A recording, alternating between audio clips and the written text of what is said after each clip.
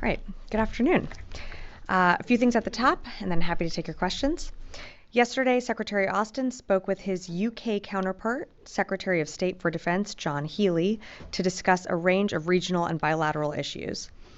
The two leaders discussed their close cooperation to address shared challenges, including countering Russian aggression in Ukraine, the ongoing instability in the Middle East, and cooperation in the Indo-Pacific. Secretary Austin and Secretary Healey reflected on the strength of the U.S.-UK defense relationship and committed to continue working together on their many common priorities. Separately, Secretary Austin also spoke by phone yesterday to Ukrainian Minister of Defense Rustem Umerov regarding priority security assistance efforts and Ukraine's ongoing operations. Secretary Austin and Minister Umerov also discussed the strong support from allies and partners in helping meet Ukraine's urgent military requirements. Minister Umerov provided an update on battlefield dynamics as well as the impact of Russia's continued attacks in Ukraine.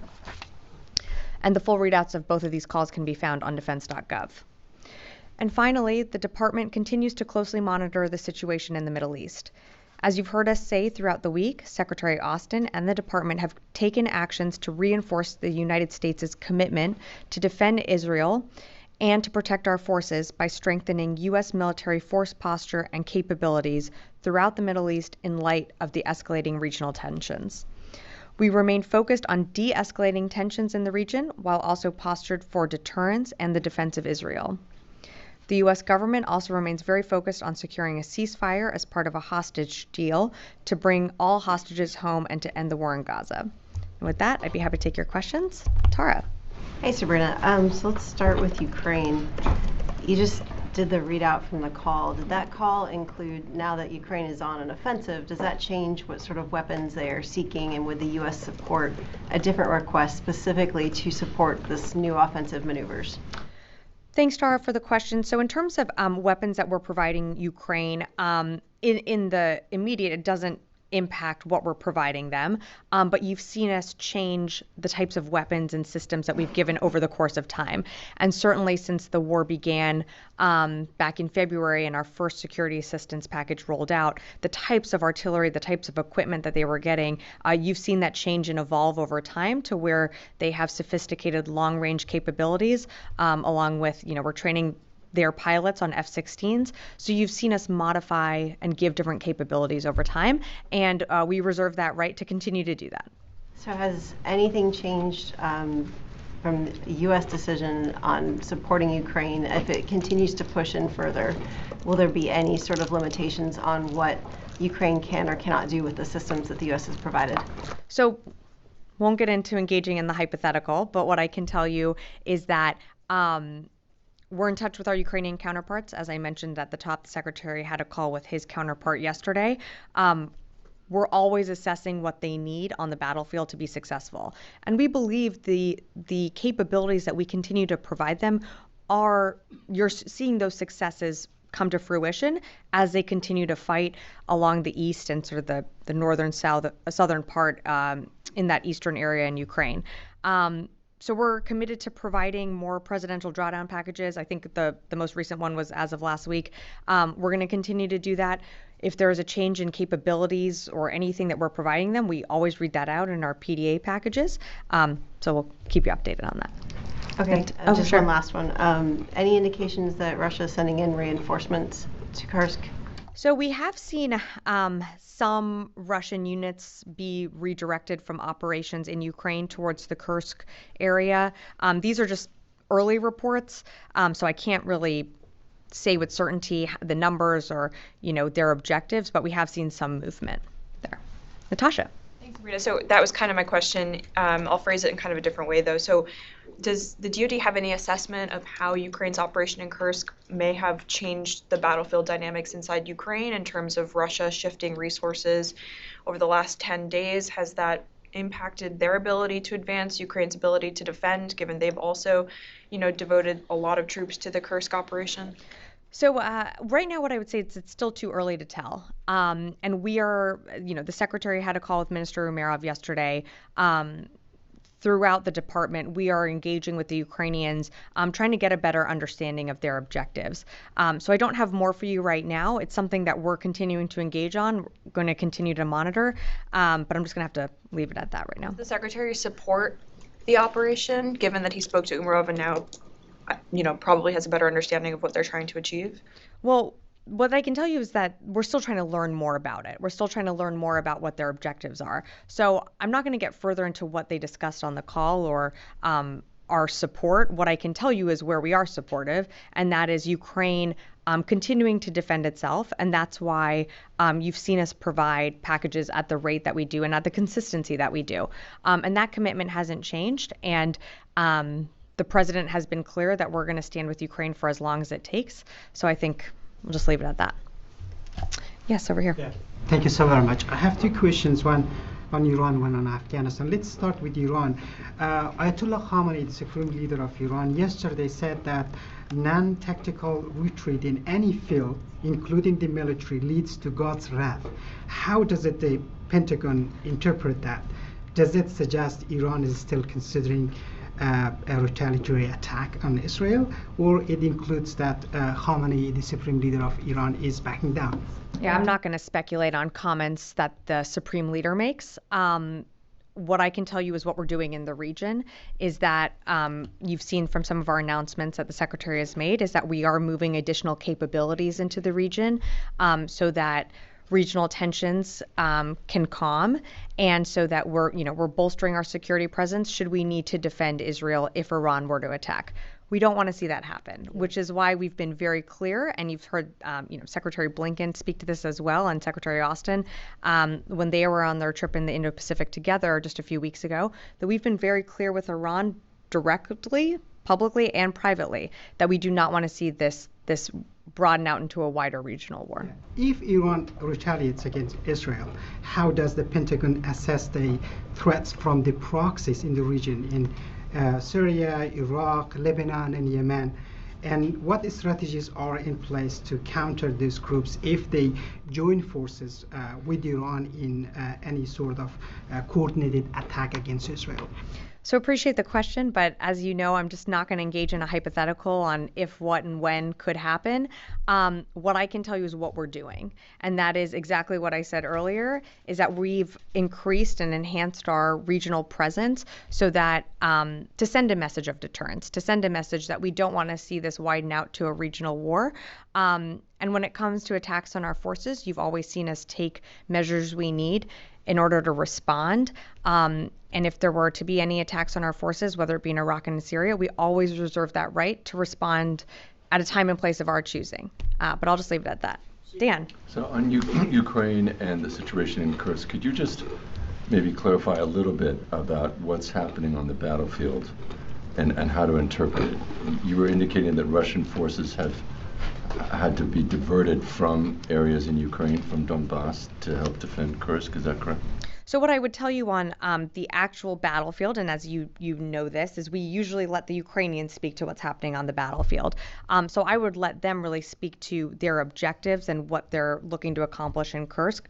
We too are trying to learn more about their objectives and goals. In terms of what I said about Russia, again, these are early reports, but we are seeing some movement of Russian units being directed towards that region. But in terms of numbers or what their objectives are, I don't have that for you right now. Is there an indication, though, that Russian supply lines and communication lines have been damaged or strained because of the operation in Kursk, that they're having trouble supplying their troops in Donbass, for example? So I don't have that assessment right now. So I wouldn't be able to speculate on that. Okay. Sabrina, this spring you sent reinforcements to the Middle East, but that did not deter Iran from carrying out a major attack on Israel on April 13th. Why should this time be any different? Well, Lucas, thanks for the question. I actually think you should take a step back and realize what we did accomplish on April 13th. Yes, Iran did attack Israel in an unprecedented manner, but I'll remind you that on that day, we shot out of the sky 90% of what they threw at Israel. And that was an incredibly intricate operation with the Israeli military, and our partners and allies in the region. So while you can focus on the fact that Iran did launch that attack, I think it's incredibly important to remember what U.S. forces did that day and the fact that we will stand with Israel again and have said that very publicly and privately. So why, getting to your question of, what's to stop Iran doing it again? Well, Lucas, we demonstrated our air power on that day in quite a professional manner. And again, I'd point to the fact that, over 90% of what was shot towards Israel was taken down by either our forces or partner forces or Israeli forces. So if I were Iran, I'd be thinking about that. And as you've seen, we've removing the aid to the region. We've accelerated her movement into Central Command, and I'll just leave it at that. So just to be clear, the message to Iran right now is if you launch another major attack, the U.S. and its allies will shoot down these missiles and drones. That's the message. I don't think we've actually been delicate in our messaging to Iran. We've been very clear that if Israel is attacked, we will come to the defense of Israel. You saw us do that on April 13th. I'm kind of paraphrasing what you're saying there.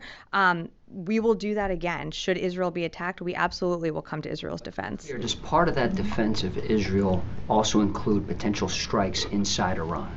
Yeah, so I'm just not going to go into any hypotheticals, Lucas, but I appreciate the question. Jeannie. Thank you, Sabrina. Two questions, Two questions on Russia, Iran, and North Korea. Former Russian Defense Minister Sergei Shoigu recently visited Iran and promised missile support to Iran.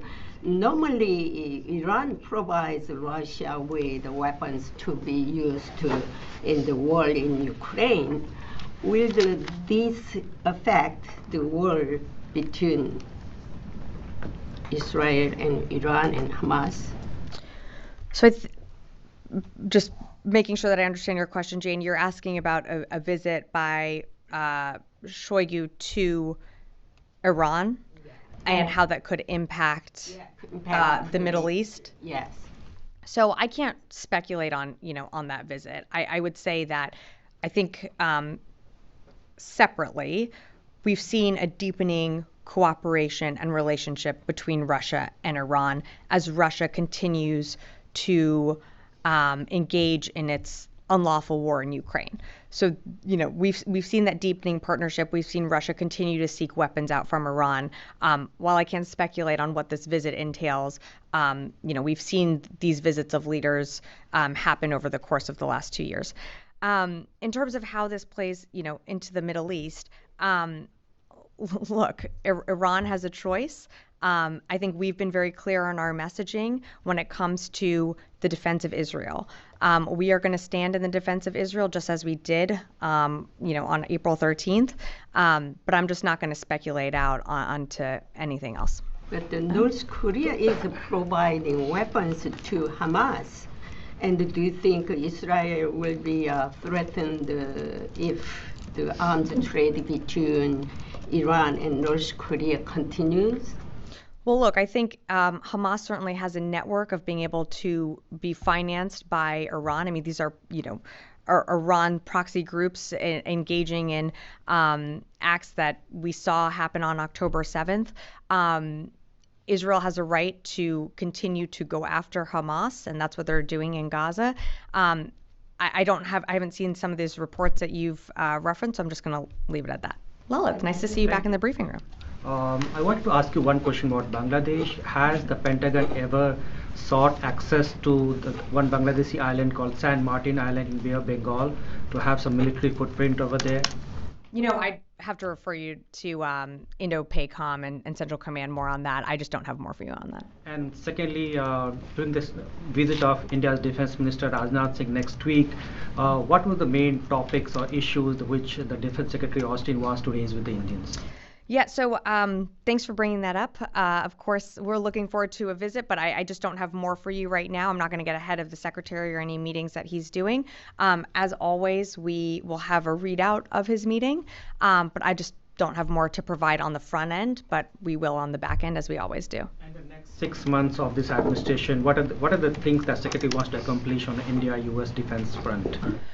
You know, I think there's many things that the secretary has laid out at the beginning of his tenure that include always, following the NDS. That is our North Star. So our relationships with the Indo-Pacific, meeting our pacing challenge with the PRC, that, of course, is in cooperation with our partner India. And the secretary is coming off of his 11th visit to the Indo-Pacific. We've hosted, his Indian counterpart here at the State Department, at the White House as well. So the relationship with India remains one of great importance. It's one of great importance to the Indo-Pacific as well. And, as you mentioned, there's a visit coming up, and when we have more to share on that, we certainly will. Thank you. Yeah. Me? Yeah, let's stop. Yep. Thank you. So, I have a couple on Ukraine. So Ukraine is asking for permission to use Western weapons for longer-range strikes inside Russia to build momentum during its Kursk operation. Is this something that the United States is considering? So I don't have anything more to provide on long-range deep strike capabilities. We have given them, capabilities and sort of worked with the Ukrainians on setting those parameters, but those haven't changed. Why is this still considered to be escalatory, given that there has been no major response from the Russians to the incursion of Ukrainians into their territory? I mean, it seems like that every red line that Russia draws, Ukrainian military is erasing now. We can have a very long conversation about this. I will tell you that the weapons that we are providing them, and not just, you have to remember, this is not just the United States. This is a coalition of countries coming together through the UDCG, providing weapons and capabilities and support to Ukraine. We believe the best way that they can be effective on the battlefield is by knitting those capabilities together and continuing to push forces back to regain their sovereign territory. That doesn't necessarily happen by doing long-range deep strikes within Russia. And of course, we're worried about escalation. So just because Russia hasn't responded to something doesn't mean that they can't or won't in the future. And that's something that the administration is always weighing.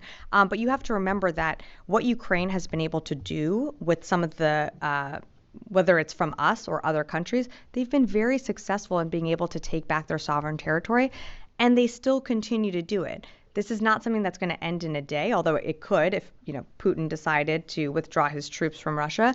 But certainly Ukraine, it's going to take time. It's taking training.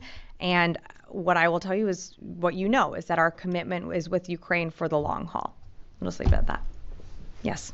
Thank you so much for the opportunity. Couple weeks back, White House Middle East advisor-led delegation visited Saudi Arabia along with Pentagon and State Department officials, held talks there, and just last week we have seen that U.S. lifted ban on Saudi Arabia from offensive air to ground mutations.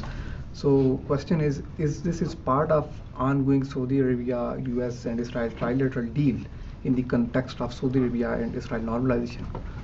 Yeah, so we put out a statement on that from the State Department or from the White House. I would refer you them to speak more to that. That has to do with FMS sales, so I just would refer you to them. And secondly, Saudi Crown Prince just suggests some Congress people that he's at the risk of being assassinated because of normalization talks with Israel. So he's armed forces chief in Saudi Arabia. He's the man who is directly engaged with United States and maybe indirect channel with the Israel as well. So how concerning it is for the United States? I haven't seen those reports, so I just can't offer a comment on that at this time. Thank you. Yeah, over here. Yeah, thank you, Sabrina. Yesterday, State Department's deputy spokesperson told me at no point the U.S. government did discuss the U.S. military withdrawal in Iraq. And soon after these comments, the Iraqi Foreign Ministry issued a statement, and they said there are no U.S. forces in Iraq except for military advisor under the umbrella of the international coalition. And these advisors there's discussion to terminate these advisors in Iraq. Could you tell me, do you have any U.S. forces, troops in Iraq? So, as you know, we have forces in Iraq, and we have forces in Syria, and those forces are there to or they're committed there to ensure the defeat of ISIS, and we work with the Iraqi security forces to do that. You know that. You've asked me about it before, so I'm not sure where the disconnect is here.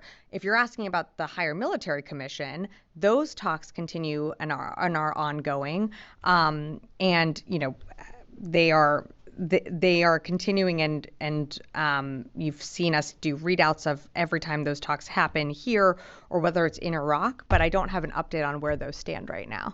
The thing is that the Iraqi government says that there is no U.S. forces, they are advisors. What's the difference between the U.S. troops, forces in Iraq and the advisors? So I haven't seen those comments, so I'm not going to directly comment on that, but as you know, because we've talked about this before, we do have forces in Iraq that actually have been attacked before, which you've also asked me about, and so their mission there is to ensure the defeat of ISIS. And we work with the Iraqi security forces to do just that. So while you're referencing someone's comments, I just haven't seen them, so I just don't have more to share on that. Charlie. Thank you, Sabrina.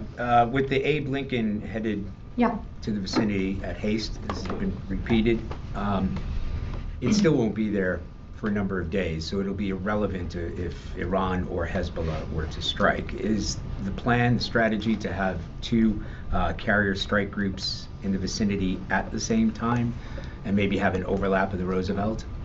So I'm not going to speak to timelines or how long one carrier will remain in the region and the other will depart right now. What I can tell you is, the secretary directed the Lincoln to accelerate towards the Central Command area of responsibility. And while I'm not going to engage in hypotheticals, we believe that we are postured in a way that should we need to come to the defense of Israel, even if the Lincoln is not there, we would be able to do so with the carrier that we have there, which is the TR, and other destroyers that we've moved closer to Israel should we need to come to their defense. But it still doesn't answer the question why. Why speed up? What's the rush? Look, I mean, as you know, the TR, when the TR was initially moved into the Central Command area of responsibility, she was eventually going to leave. We were going to have another carrier come in and backfill. We accelerated the Abe's movement to the region because we know tensions are high right now and we want to see them de-escalate. These are all defensive moves. They do send a message of de-escalation. They send a message of power as well, that we will come to the defense of Israel should we need to. And that's why you've seen, it's not just the carrier. You've seen us move also a squadron of F-22s there as well. You've seen us move destroyers closer to Israel. This is all done to send a message of deterrence. And I'll leave it at that. Give us an update on the USS Georgia. The latest update that I have is that she's not in the Central Command area of responsibility right now. Not yet. Yes. Thank you, madam. Two questions, please. One, unrest in Bangladesh still continues. As far as U.S. military is concerned, have they ever, if Bangladeshi military have ever asked any help from the U.S. military in those arrests, or before or now? Not to my knowledge. We have not received a request for assistance, but also that I can't speak for State Department, so I'd refer you to the state to speak more to that. And second, madam, today is India's 77th Independence Day, and yesterday India shown to the world military might on the streets of Delhi, and including Defense Minister Mr. Rajnath Singh, that like Lalit said is coming this week in Washington, was also there. My question is, as far as U.S.-India military-to-military relations are concerned, this will be his first visit in Washington at the Pentagon after a long time, and now third term of Prime Minister Modi. And this will be visit first time after Prime Minister Modi visited Moscow. Military-to-military relation between India and Russia. So how the military-to-military relations now will be India and U.S. and now India and Russia? We still have great military relationships between our two countries. The secretary, visited India on one of his trips to the Indo-Pacific, as I told Lalit earlier. But India is an important partner when it comes to the Indo-Pacific, and much of the NDS that continues to guide this department is focused on the Indo-Pacific and our pacing challenge of China. And India has shown to be a great partner in that. So our mil-to-mil relationship is strong. Ahead of a visit, I'm not gonna get ahead of that. We will always have a readout, but I'm not gonna get ahead of the secretary. Thank you, Madam. Yes. Or No, go ahead. I want to ask Charlie's question a little bit differently and I was broaden it out. definitely pointing to this gentleman over here in the blue blazer. Noah, we'll come back to you. Go ahead. Yeah. Thanks, Go ahead. Sabrina. Mhm. Sorry, Noah, I'll come back to you. Sorry, I just Yeah. mistook. Also on deterrence Uh-huh. forces, so same topic. Has the force posture changed for those forces that have been moved in the region in light of the ceasefire negotiations ongoing? And just broader, does the administration see the Doha negotiation as an opportunity to avoid a broader conflict in the region? I think certainly the negotiations to reach a ceasefire deal would de-escalate tensions and would avoid or has the potential to avoid a larger regional conflict. But it's also really important to remember that it's not just that. It's about getting our hostages home. They're still Americans that are hostages. It's also about ensuring that aid can get into the people, the Palestinian people who desperately need it in Gaza. So there's a lot of components to the ceasefire talk and the framework that has been put together, but that's something that for more details on that, I would refer to the State Department to speak to that, and the NSC as well. But has the force posture changed for those deterrence forces in light of those negotiations? You mean like heightened? We don't typically talk about that, so I'd refer you to CENTCOM for any further details. Noah. Glad I'm not wearing a blue blazer today. Do you have any updates on any new U.S. assets that have reached the CENTCOM AOR in recent days? Just to broaden Charlie's question out a bit. I think I think CENTCOM put out a statement when the F-22s had come in, but beyond that, not to my knowledge. Mm-hmm. And then to follow up on the Ukraine's objectives note that you said we're still looking for a bit, is there a reason that Minister Umerov wasn't able to offer further clarity on that? I'm just wondering why there needs to be more exploration after the call. Yeah, thanks for the question, Noah. Look, I'm just not going to get into more specifics or details of the call. We have asked, for more from the Ukrainians. I'm just going to leave it at that. Jared. Hi, Sabrina. Iranian press is reporting, state-run press is reporting that an IRGC official has died. He had been deployed to Syria, and his injuries had resulted from a strike, I believe, between July and August. Not a lot of clarity there, but the Iranian press is saying that it was done by coalition forces who are illegally in Syria. Did the United States conduct a strike? Does the department believe they may have killed an Iranian IRGC official? Jared, I haven't seen these reports from Iranian state-owned media, so I can't confirm them. I'd refer you to CENTCOM for any details on any strikes. Yes. Thank you very much, Sabrina.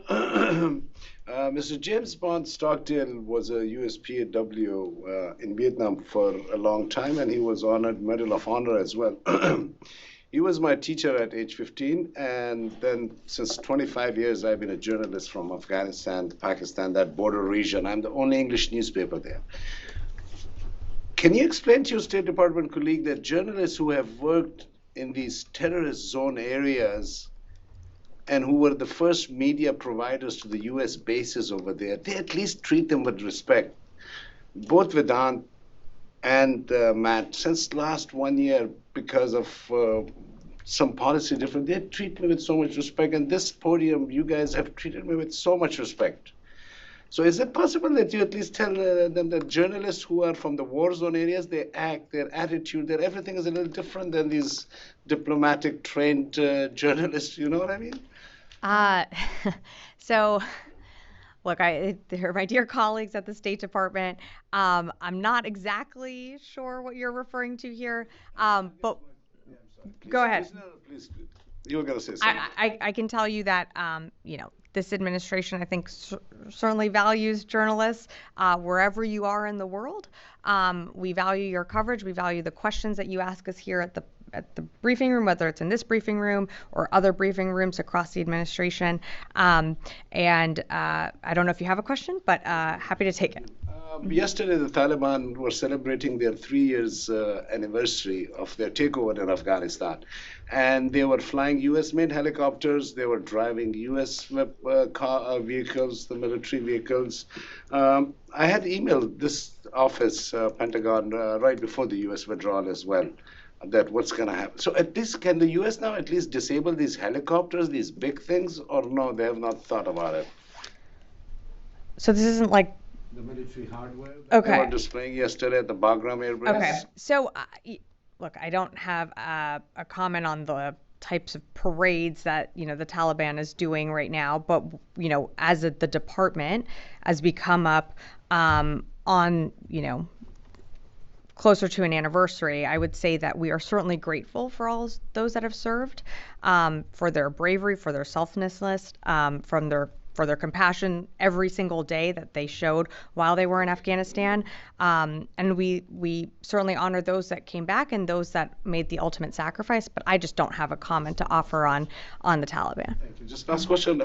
Several senior Pakistani military officials has been arrested in the last couple of days, including a spy master, the general, and they were arrested on corruption charges. Senior politicians, Javed Hashmi, and Georgetown graduates, again a senior politician, Mushahid Hussain, they all complain from the U.S. that the U.S. only contacts the Pakistani military more directly instead of the people-to-people relationship instead of the diplomatic. Do you guys ever feel that? Have anybody ever told you that the people of Pakistan, who many of them support democracy as well, but when their senior politicians say that the U.S. military keeps more focus on the Pakistani military than the diplomatic relation, is that anything of concern to you or not? So I think two separate questions here. In terms of the reports that you're cited, where are those reports regarding the arrest? I just don't have anything for you on that. That's really a Pakistani internal matter for them to speak to. As you know, the U.S. values our partnership with Pakistan and engage with both military and civilian leaders based on mutual interests. And we remain committed to working with Pakistan to support regional stability and our mutual goals. And I'll just have to leave it at that. Konstantin. Thanks. Just a quick update on JLOTS, if you don't mind. Has the remaining aid that was in Cyprus been finally delivered, and are there any JLOTS components or personnel still in the region? Hang on. I have an update. Give me a sec. Okay. Okay, it's not working, so we're just gonna wing it. No, just kidding. Okay, so in terms of JLOTS, there is approximately, I got it, hold on. There's approximately 6 million pounds of aid left on the Cape Trinity. That has not been fully distributed into Gaza yet. We're still working that through. In terms of redeployment, and this is what I wanted to make sure that I had for you. 235 soldiers returned to Joint Base Langley Eustis earlier this month. 209 sailors returned to Naval Air Station North Island last week. And an additional approximately 100 will be returning in the coming days. We expect all personnel and equipment to be coming home by mid-September. As soon as that aid is distributed, and as you know, we are committed to making sure that that aid does get distributed into the people of Gaza, but that is still ongoing. Thank you. Okay, yes, in the back. Thank you, Sabrina. Two questions. First one, do you have any new information about the possible of Iranian attack? I mean, if they move some of their assets to prepare for that attack? Because we heard that last days that we don't have anything about that. So do you have any new information about that? Yeah, I don't have anything to provide. We certainly wouldn't get into intel assessments. We remain postured, of course, to protect our forces and to come to the self-defense of Israel. But I just don't have anything to share on any type of attack. And as I read out in the top, it's something that I know there's keen interest in. We're going to continue to monitor what's going on in the region, but I just don't have more to share or a crystal ball to predict the who, what, when, where, and how right now. My second question, do you still haven't seen any signs that Hezbollah wants to start a new war? And do you expect that they would observe a 6-week ceasefire, let's say if the deal will done in Doha and the Houthis too? Well, look, I think a ceasefire deal is good for everyone. That's something that the president has been pushing, and you saw him outline that earlier this year, some of the framework component pieces. Those talks are ongoing. It's an important step to securing the release of hostages, some of which are American citizens. We want to see them come home. We do think a ceasefire would certainly de-escalate tensions in the region, and that's ultimately what we want to see. Mike, did you have a question? Sure. The Ukraine's cross-border operation into the Kursk region was the most significant mission really since the start of the war. This was apparently done without the knowledge of their largest patron, the United States. Now, why shouldn't that be considered an intelligence failure on the part of this administration, this building, and the rest of the IC? Well, Mike, I'd push back on that a bit. I think some of the things that the Ukrainians demonstrated earlier on in the war is the ability to hold Kyiv, and then subsequently Kharkiv, Kherson. They were able to hold major cities that I think back then you were here in this briefing room as well, and speculating on what the Ukrainians would and wouldn't be able to hold. In terms of, is this an intelligence failure? No. The United States did not know that this happened until after the fact. Yep, we were not made aware of this operation. That doesn't mean that it's an intelligence failure. What I would tell you is that we are working with the Ukrainians to better understand their objectives, and I'm not going to go beyond what we had in that readout. They didn't let anyone in the administration know. Does that indicate that there's a lack of trust between Kiev and Washington? No, I don't think so, Mike. I would actually push back on that. We have a very good relationship with our Ukrainian counterparts. The secretary, on an almost weekly basis, is speaking to his Ukrainian counterpart, and it's not just the secretary; it's the Secretary of State. It's other administration officials across this administration, including the president. There is deep trust there, and there has to be deep trust. We're on our 62nd presidential drawdown package. We are pouring millions upon billions of dollars into Ukraine to make sure that they have what they need on the battlefield. We are assisting them with their capabilities. We're training their pilots. We're training their infantry to be better, to improve their skills. There's absolutely trust there. As we said, we didn't know about this one operation. That doesn't mean that we're not engaged on other things. And I'm just going to leave it at that. Oh boy. Dan, and I'll take two more, and then that's it. To the Middle East, are there indications of an increased threat from the Iranian-backed militias in Iraq and Syria in recent days? Is there any kind of change in the posture of those adversaries? And then also, given the threat that's kind of continuous to those U.S. forces in Syria and Iraq that you were talking about earlier, what is the rationale for keeping U.S. troops in Syria, for example, if ISIS is severely degraded and mostly defeated? So on your first question, so I'm not going to speak to any force posture changes. I'm not aware of any heightened levels in the recent days, but I'd refer you to CENTCOM. In terms of the rationale of keeping forces within Syria and Iraq, we are there to ensure the defeat of ISIS. That by no means that ISIS has completely evaporated. They still remain a threat. You might remember from this podium just a few weeks ago, I was asked about a concert that was canceled because of an ISIS threat.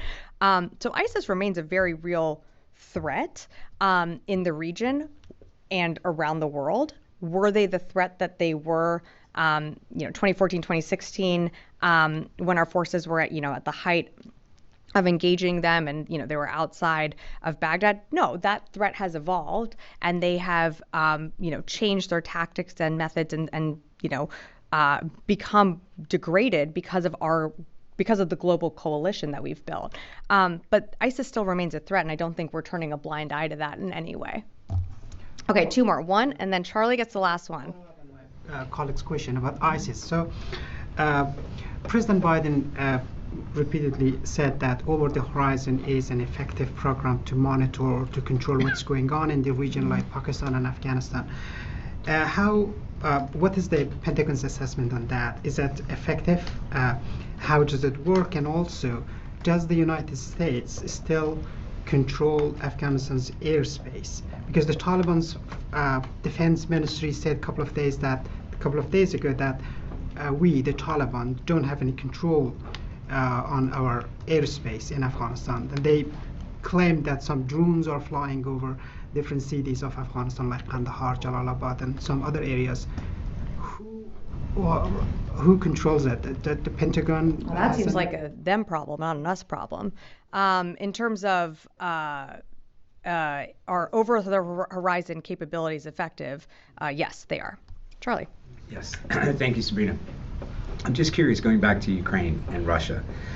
I know the United States has cautioned Ukrainians of using certain weapons that might penetrate deep inside Russia. Now that the line of scrimmage has moved forward, are there restrictions on what kind of weapons can be used on Russian soil?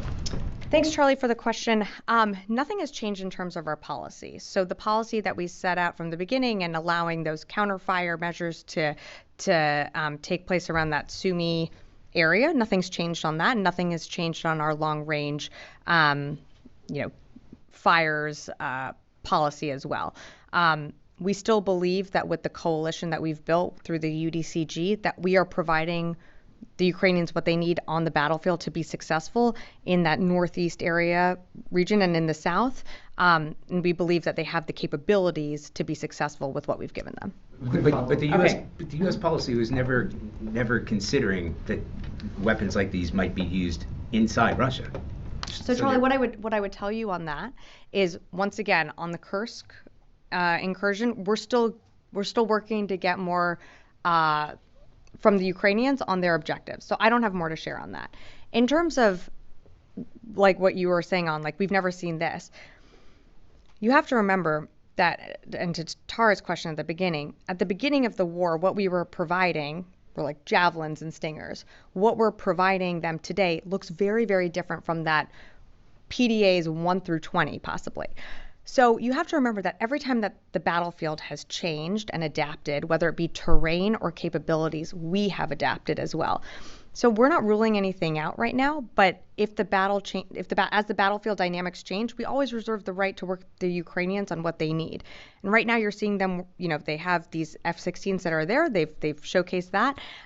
That was a capability that was not something that they needed at the very beginning of the war. But now they need that.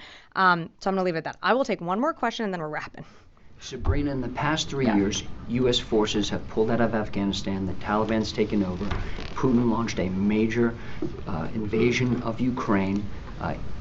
Iran carried out a major attack on Israel. There was the October 7th massacre. U.S. Navy has been engaged for months in a war in Yemen against the Houthis. U.S. forces have pulled out of bases in Africa. Has the Pentagon lost the ability to deter? No, I would actually say quite the opposite. You mentioned many examples there, but what I would tell you is the United States is not in a long, protracted war. What you're seeing the United States do, whether it be in the Red Sea and the BAM, we're protecting commercial shipping. What you're seeing us do in the Eastern Mediterranean and the Central Command area of responsibility is we're protecting our forces and we're coming to the self-defense of Israel. So happy to have a longer conversation about this, but our goal right there, I think you have to separate defeat versus what our intentions are. And our intentions are to allow commercial shipping, to allow let me just take this one, Lucas, and finish this up. We have to continue to allow commercial shipping through that Red Sea passage. It's important. It's something that the president set out from the very beginning, and the secretary built a coalition through Operation Prosperity Guardian of like-minded nations coming together to protect interests from all over the world sailing through that corridor. So we remain committed to that objective, and I'm just going to leave it at that. Thank you, Lucas. Much appreciated.